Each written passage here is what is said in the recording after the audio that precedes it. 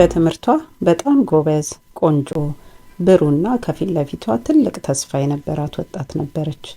ነገር ግን አንድ ምሽት መኝቷ ውስጥ በተኛችበት ሞታ ተገኘች። የተገደለችው በዘራፊ ወይንም በማታውቀው ሰው ሳይሆን በጣም በሚያውቃትና እወዳታለሁ በሚል ሰው ነበር። የዛሬዋ ባለ ታሪካችን በዚህ ምስል ላይ የምትመለከቷት ህይወቷ በቅናት የተሰረቀባት የ16 ዓመት ወጣት ኤማ ወከር ትባላለች። ኤማ ወከር በናክስቪል ቴኔሲ ሴንትራል ሃይ ስኩል ትምህርት ቤት ውስጥ የምትማር ተማሪ ነበረች።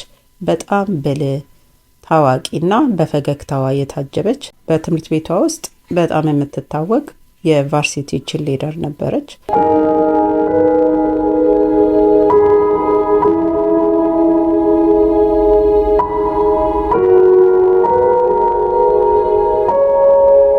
ኤማ የመጀመሪያ የሃይስኩል ትምህርቷን እየተማረች እያለ ከጁኒየር የእግር ኳስ ተጫዋች ዊሊያም ራይሌ ጋር ተዋወቀች።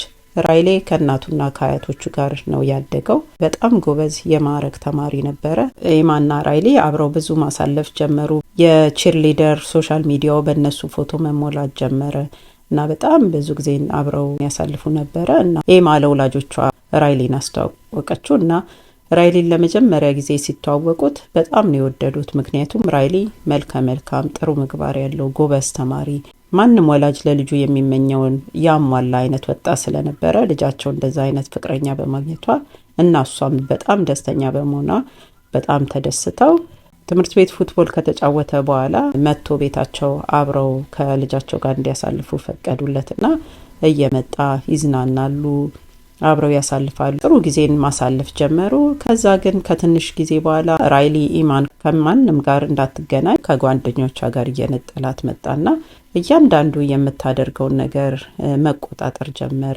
ከዛ እሱ ካላት ውጭ ምንም አይነት ነገር እንድታደርግ አይፈልግም። ምን እንደምትለብስ፣ ምን እንደምታደርግ፣ ከማን ጋር እንደምትገናኝ እያንዳንዱን ነገር የሚነግራት እሱ ነበረና ሁሉ ነገሯን በሱ ቁጥጥር ስር አደረገው እና በትርፍ ሰዓቷ ሱፐርማርኬት ትሰራ ነበረ።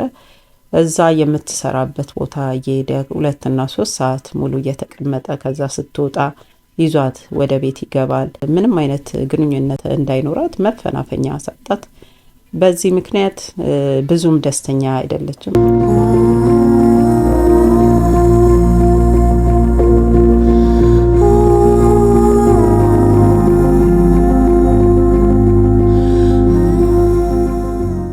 ለ2 ዓመት ያህል ነው ግንኙነታቸው የቆየው። ነገር ግን እየተታረቁ ነው የቆዩት። ከዛ በኋላ ሲጣሉ ደግሞ በጣም የሚያስጠላ ንግግር፣ የበታችነት ስሜት እንዲሰማትና ሞቷን እንደሚመኝ የሚገልጽ ንግግርና ቴክስት ያደርግላታል፣ ይሰድባታል። ስታዝንና ደግሞ ስትከፋ መልሶ ይቅርታ እያለ ያባብላታል፣ ያታልላታል። በጣም ባህሪዋ መለዋወጥ ጀመረ። ከወላጆቿ ጋር ማሳለፍ አቆመች። ብቻዋን መሆን ጀመረች። ስትጣላ ከሱ ጋር ተደብቃ መኝታ ቤቷ ታለቅሳለች እና የልጃቸው ባህሪ በጣም ግራ ያጋባቸው እናትና አባት ስልኳን ቼክ አደረጉ። ስልኳን ቼክ ሲያደርጉ የላከላትን መጥፎ ቴክስቶች አዩና በጣም አዝነው እሱን ለምን እንደዚህ አይነት መልእክት እንደሚልክ ሲጠይቁት ስታናድደው እንደዚህ አይነት ነገር እንደሚልክላት ነግሯቸው ይቅርታ ጠየቀ። ከዛ በኋላ የእሷንም የእሱንም ግንኙነት በቅርብ መከታተል ጀመሩና እንደማይሆን ሲገባቸው እንድትለይ ነግረዋት ስልኳን ቀሟትና እሱንም ሁለተኛ ቤታቸው እንዳይመጣ አደረጉት። እሷ ግን ቤተሰቦቿ ሳያውቁ ራይሊ በሰጣት አይፓድ ዋይፋይ እየተጠቀመች በቴክስት ታገኘው ነበረ። ምክንያቱም ከሱ ውጪ ዓለም ያለ አይመስላት። ከዛም እሱ ሃይስኩል ጨርሶ ወደ ኮሌጅ ገባ። የኤማ ወላጆች እሷን ካለችበት ነገር ውስጥ ለማውጣት ወሰኑና ወደ ትምህርት ቤት ከመሄድና ከቺርሊደር በስተቀር ከቤት እንዳትወጣ ከለከሏት። ከዛ የምትሄድበትን ቦታ ሁሉ መከታተል ጀመሩ። ከዛ ኤማ ራይሌን ሳታገኘውና እየራቀችው ስትሄድ እየተለወጠች ያለችበት መንገድ ትክክል እንዳልሆነ እየገባት መጣና እንደገና ወደ ድሮ ማንነቷ ተመለሰች። ከመኝታ ክፍሏ ወጥታ ከቤተሰቦቿ ጋር ራት መብላት፣ መጫወት፣ መዝናናት ጀመረች። ከጓደኞቿም ጋር እንደዛው ማሳለፍ ጀመረች። ከዛ ኤማ ከራይሊ ጋር እስከ መጨረሻው ለመለያየት ወሰነችና ለጓደኞቿም ለቤተሰቦቿም ነግራ እሱንም እንደማትፈልገው ነገረችውና ቁጥሩን ብሎክ አደረገችበት። ነገር ግን ራይሊ በፍጹም ከሷ ጋር መለያየትን አምኖ ሊቀበል አልቻለም።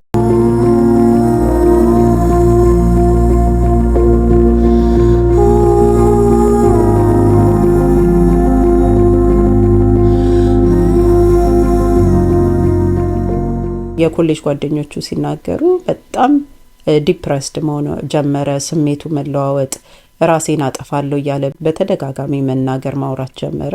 አንድ ቀን ኤማ የጓደኛዋ ቤት ፓርቲ ላይ እንድትገኝ ቤተሰቦቿ ይፈቅዱላትና ወደዛ ትሄዳለች። ከጓደኞቿ ጋር እየተዝናናች እየተጫወተች እያለ ከምሽቱ 11 ተኩል አካባቢ ነው።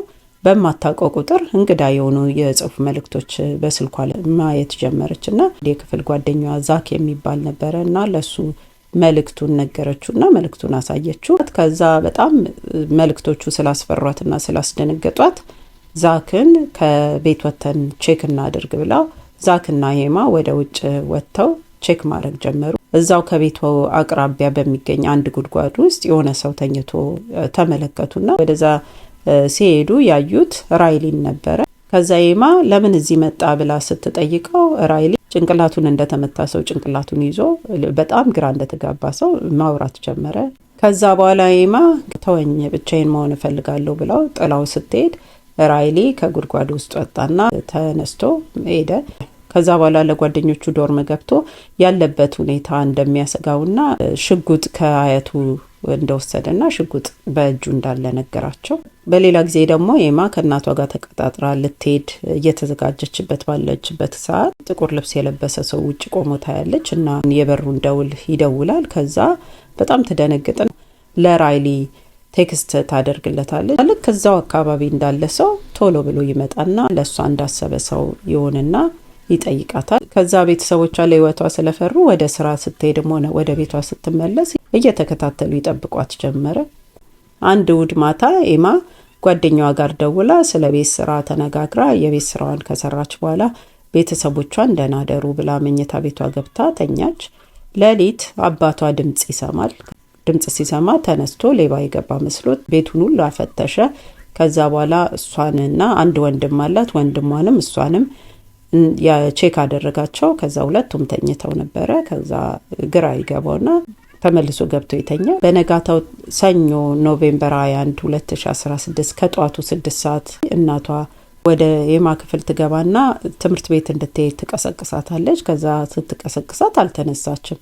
ተመልሳ ትሄድና ኤማ ተነሽ ትምህርት ቤት እየረፈደብሽ ነው ትላታለች። አሁንም አልተነሳችም። ከዛ እግሯን ትነካታለች። እግሯን ስትነካት ምንም አትንቀሳቀስም። ከዛ ፊቷን ገልጻ ስታያት የሆነ ነገር እንደሆነች ገባት። እስትንፋሷን ቼክ ስታደርግ እስትንፋሷም የለም። ከዛ 911 ትደውላለች። 911, what's your emergency? Shots fired 147 Maple Street. Requesting backup. ኤማ ወከር የተገደለችው መኝታ ቤቷ ውስጥ ተኝታ ከውጭ 2 ጥይቶች ከተተኮሱ በኋላ አንዱ ጥይት ከግራ ጆሮዋ ጀርባ ጭንቅላቷን መቷት ገደላት። ሁለተኛው ግን አላገኛትም፣ ትራሷ ውስጥ ነው የገባው። ራይሊ ኤማ ከሞተች በኋላ በተከታታይ አዘኑን የሚገልጡ መልእክቶችን በፌስቡክ ላይ እና በትዊተር ላይ መለጠፍ ጀመረ። ሚስጥሮችን ማውራት ጀመረ እና ከዛ ጓደኞቹ ደግሞ ያ የነገራቸውን ሚስጥር ሄደው ለመርማሪዎች ነገሩ። ከጓደኞቹ ጋር ተባብረው መርማሪዎች ራይሊን በቁጥጥር ስር ያዙት። ራይሊ ፍርድ ቤት ከቀረበ በኋላ ኤማ ቤተሰቦች ኤማን ከናንተ ስለወሰድኩና ልጃችሁ ስታድግ የማየት እድል ስለነጠቅኳችሁ ይቅርታ፣ ነገር ግን የኤማን ህይወት ለማጥፋት ሐስቤም አላውቅም፣ ምንም እቅድም የለኝም ነበር፣ ላስፈራራት ፈልጌ ነበር እንደዛ ያደረኩትና በጣም ይቅርታ አድርጉልኝ እያለ በተደጋጋሚ ፍርድ ቤት ውስጥ ይቅርታን ይጠይቃቸው ነበር። ከዛ ራይሊ በመጀመሪያ ደረጃ ግድያ ተከሶ የእድሜ ልክ እስራት ተፈረደበት። ከ51 ዓመት በኋላ ይግባኝ መጠየቅ ይችላል። ወደ 70 ዓመት ማለት ነው ይግባኝ መጠየቅ የሚችለው። ኤማ ወከር በአንድ በምትወደሰው ምክንያት እንደ ጓደኞቿ መመረቅ ያልቻለች፣ እልሟን ለማየት ያልታደለች በጣም የምታሳዝን ወጣት ናት። እንደኔ አስተሳሰብ እንደዚህ አይነት ግንኙነት በጣም ከባድ ግንኙነት ነው የሚመስለኝ። ምክንያቱም ፍቅረኛዋ የሚያሳያት ፍቅርን፣ እንክብካቤን፣ ከሷ ውጭ መኖር እንደማይችል እሷ የምትፈልገውን ነገር እያደረገላት በጣም እንደሚወዳት እየነገራት ስለሆነ እሷም በጣም እንድትወደው ያደርጋታል። ከዛ ደግሞ ሲጣሉ መጥፎ ነገርን እየተናገረ በራሷ አለመተማመን እንዲኖራት ራሷን እንድትጠላ ያደረጋት፣ ማንነቷን እንድትጠላ ያደረጋት። ከዛ ደግሞ ስታዝንና ስትከፋ ደግሞ በጣም እያባበላት ይቅርታ እየጠየቃት የምትፈልገውን ነገር እያደረገላት እንዳውም ተጣልታ የምትታረቅበትን ጊዜ እንድትናፍቅ እያደረጋት እሱን እንድታስብ አሳይመንት እየሰጣት አይምሮዋን በጣም ቢዚ ነው የሚያደርገው። እንደዚህ አይነት ሰዎች ሁል ጊዜ የሰውን አይምሮ የሰውን ማንነት ነው የሚይዙት። ከዛ ደግሞ ከሰዎች ጋር ደግሞ እንዳትነጋገር አሳኝማኝ የሚመስሉ ምክንያቶችን እየሰጠ ከጓደኞቿ ከሶሻል ላይፍ ከቻለ ከቤተሰብ ለይቶ ብቻዋን ነው የሚያደርጋት። ከዛ በኋላ እሱ የሚላትን ነገር ብቻ ነው መስማት የምትችለው። ምክንያቱም ጓደኛም የላትም ቤተሰብ የላትም ብቻዋን ናት ያለችውና ስትጣላ የተጣላችውን እያሰበች ስትታረቅ ደግሞ ፍቅሩን እያሰበች ከዛ ደግሞ የሚያባብላትን ነገር እያሰበች ሁሉ ጊዜ አይምሮዋን በጣም ቢዚ ነው የሚያደርገውና እንደዚህ ያለ ግንኙነት ከዛ ህይወት ውስጥ ባጋጣሚ ወጣ ወይንም ደግሞ ሰው ረድቷት ካልወጣች በስተቀር ያለችበትን ነገር ማወቅ አትችልም።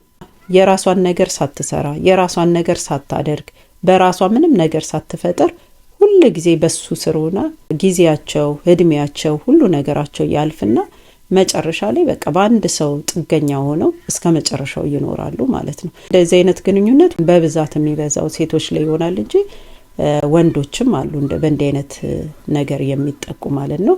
እንደዚህ አይነት ግንኙነትን የምናከውነ በጣም ልንቀርባቸው ልናወራቸው ካሉበት ነገር ልናወጣቸው ነው የሚገባው።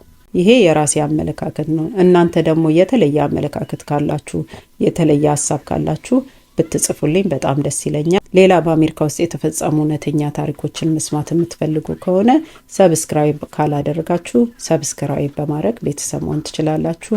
ላይክ ሼር በማድረግ ደግሞ ቻናሌን ለማያውቁት ቻናሌን እንድታደርሱልኝ በትህትና ጠይቃችኋለሁ። በሌላ ታሪክ እስከምንገናኝ ደህና ሁኑ።